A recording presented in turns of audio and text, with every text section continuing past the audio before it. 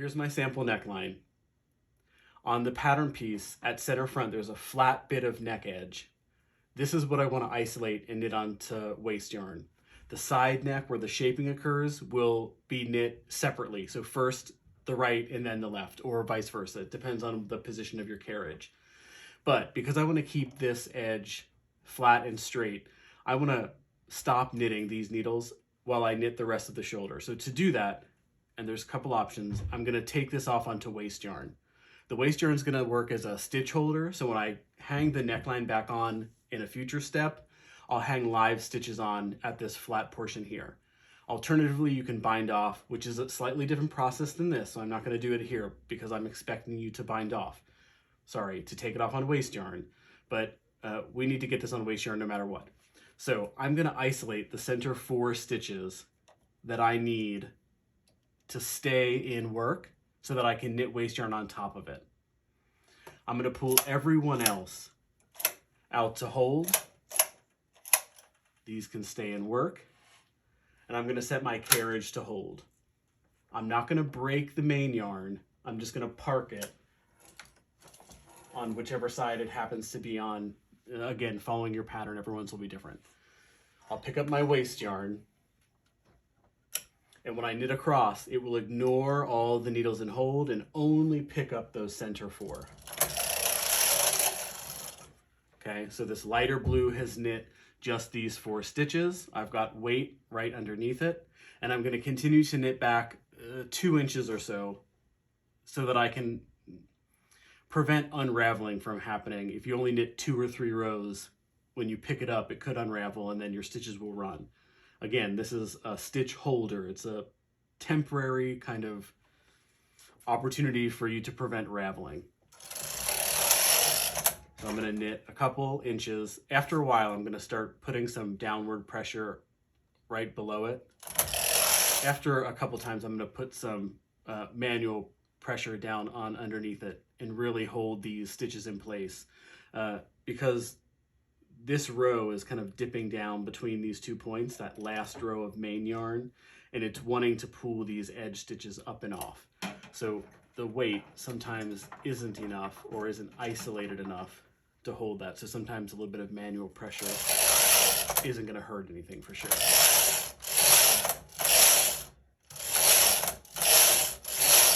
You'll notice that it starts to kind of curl in or curl out.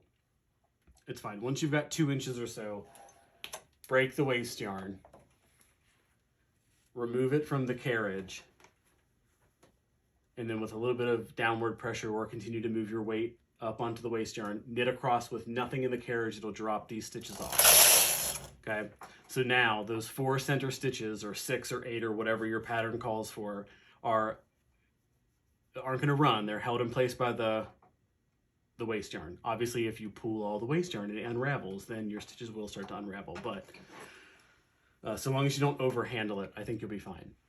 All right, so I'm going to hook this all together so that the waste yarn stays out of the way. And then the side I start working on is really dependent on where I left my working yarn. I don't want a billion ends to weave in later. So I'm going to start on the left-hand side because that's where my working yarn is. This is also the reason why in the written instructions, we didn't determine which side to bind off. We just generalized it and wrote neckline edge because we know that's the center, at least for this particular pattern.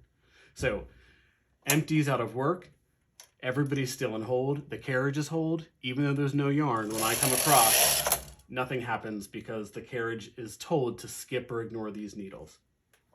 I'm going to pick up my main yarn rather, feed it back into the carriage. I've got some slack because I had to stretch it out to park it. I'm going to pull back behind the mast a bit. And then to reactivate these needles, I'm going to simply push them back into forward working position, which is D on these Brother machines. You can't push them all the way back to work because the stitch is already behind the latch, and if you push it too far back, the stitch will close the latch and then jump off the end of the needle. So only this far, all right? And then you're gonna knit according to your pattern. This is the neckline edge. All of the shaping that you've written in your pattern chart will occur on this side. So if you have any decreases to make in this very first row, do them now, and then you'll start knitting. I don't have a pattern for this. What? My cat wants to be in the video. So I'm just gonna make some like random decreases, but yours are gonna be very deliberate, right? Because there's a couple different slopes in that neckline edge. Can you get out of here? Your instances of decrease are gonna be all over the place, which is no problem. In any event, I've reactivated these needles because they're in forward work and no longer in hold, but the carriage is still in hold because I don't want to touch this side. If I tried to knit both necklines at the same time and still do my decreases in the middle, I would run a float across all of these empty needles and it would fill in my neckline with floats, and I don't want that. So these are back in forward work, meaning the carriage will knit them. I'll knit across and it's going to ignore all of these needles. I can now proceed with my shaping on this side. So here's my neckline shaping decrease. Push this needle out of work. Knit back. You could have another decrease, or it could be every other row.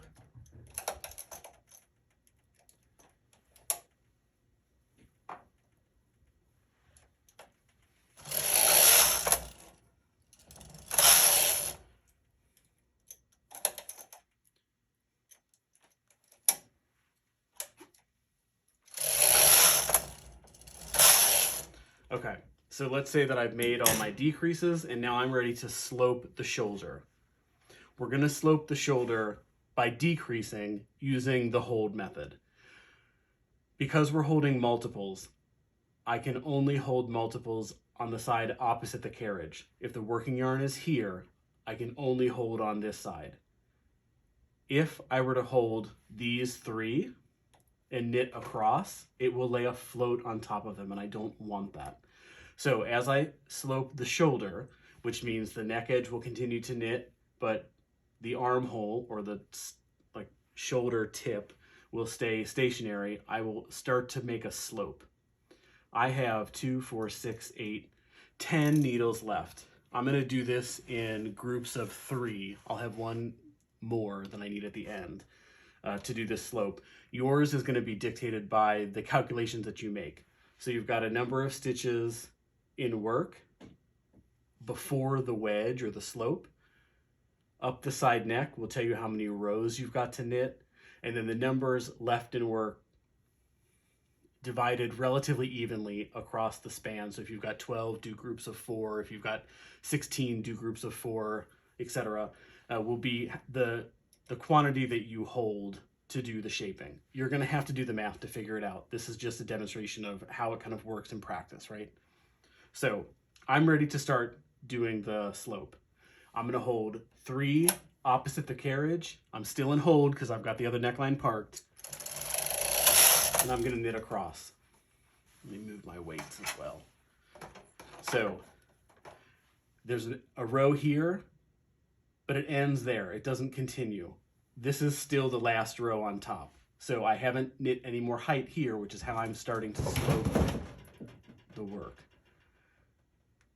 When I knit back, I have to wrap this last needle so it prevents an eyelet from forming where the previous row ends and the new short row begins. I'll use the working yarn, wrap under the first needle, or the one opposite the carriage in this instance, and then over the remainder. Yours might be more than 2. When I knit back, it's gonna wrap this needle and there'll be what looks like 2 stitches on it, but it's really a stitch in a loop. Okay, now that I'm back on this side, I can hold multiples opposite the carriage. So here's 3 more, knit across, wrap the end needle, knit back. I don't want to hold 3 and leave 1. I also may very well be out of rows to knit. So at this point, let's say that I have no more rows to knit, I will just bind off this edge. Even if you've got 2 loops, a loop and a stitch, bind off, pretend like it's 1, doesn't matter. If you have 1 more row to knit, push them all into forward work, knit the last row, It'll clean up any of those loops, and then you can bind off. Where's my tool?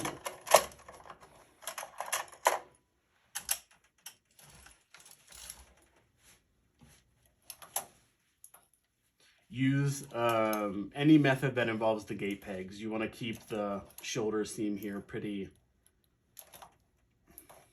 evenly tensioned, and you don't want to draw it in too tightly. So the loop through loop or the yarnless method is probably not great.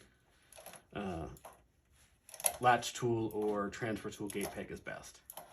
All right, I'm going to pull a relatively long thread tail here before I break the yarn, because I want to use this end to sew up the shoulder seam a little bit later. You can peel this off, and you can kind of see here's the neckline shaping that I've worked in, the flat part of center front, and then the slope occurs here. So this side is done. And when you're ready to pick up the next side, because we don't need to hold anything at the moment, I'm going to switch my carriage back to N, or take it out of hold, and then pick up exactly where I left off in the instructions when I started the shaping for the side neck of the opposing side. So keep working my decreases. Again, I'm kind of making some random decreases here, but you're going to follow your pattern so that you can get the right shape.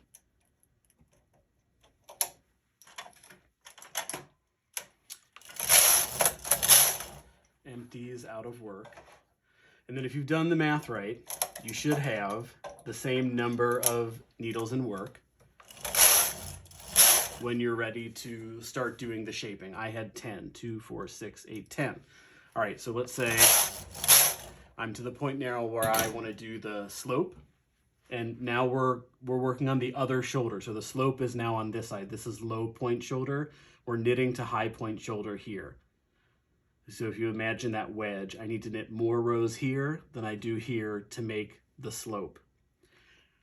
If I'm going to hold groups of 3 again, or 2 or 4, any more than just 1, I have to hold those opposite the carriage. So I don't have a choice here but to knit to the other side so that I can hold these 3, and with my carriage and hold, start knitting the slope.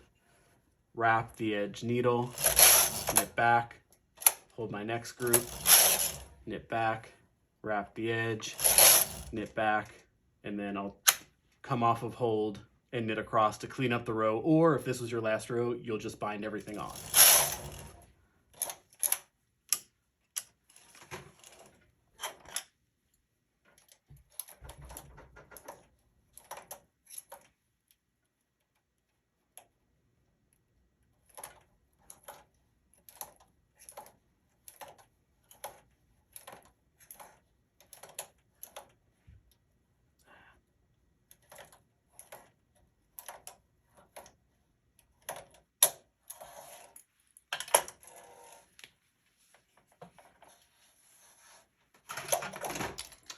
All right, so my weight's off of here. I didn't do the math. This might not be a perfect neckline. Ooh, not quite. But you can kind of see off the machine what you're aiming for here. Here's the side neck with all the shaping. Here's my center stitches held on waste yarn. And here's that shoulder slope I need. Yours should be very symmetric. Mine is a bit wonky, but I was just winging it. I hope that this is helpful. I'm sure there are some other videos out there. I know that some of you guys did this morning really successfully, so lean on your peers if you need a little bit of help. But we'll get there. This isn't too terribly bad. Good luck.